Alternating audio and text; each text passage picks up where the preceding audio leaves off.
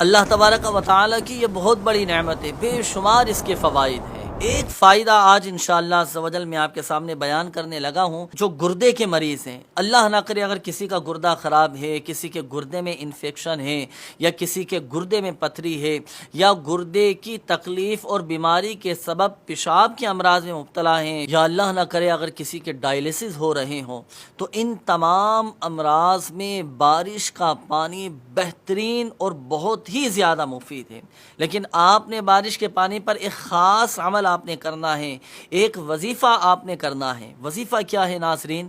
کہ آپ بارش کا پانی جمع کریں، اور بارش کا پانی جمع کر کے سورہ الم نشرح قرآن پاک کے 30ویں پارے میں ہے، 11 مرتبہ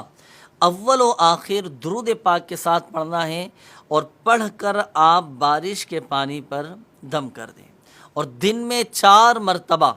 آپ نے یہ بارش کا پانی پینا ہے۔ مگر یاد رہے، جب بھی آپ یہ دم کیا ہوا بارش کا پانی پئیں گے تو ہر بار پینے سے پہلے 7 مرتبہ درود ابراہیمی، جی ہاں، جو ہم نماز میں پڑھتے ہیں درود ابراہیمی، 7 مرتبہ درود ابراہیمی پہلے پڑھنا ہے، پھر اس کے بعد یہ دم کیا ہوا بارش کا پانی آپ نے پینا ہے۔ اس کی تاثیر یہ ہے کہ انشاءاللہ عز و جل یہ پینے والا گردوں کے امراض سے وہ محفوظ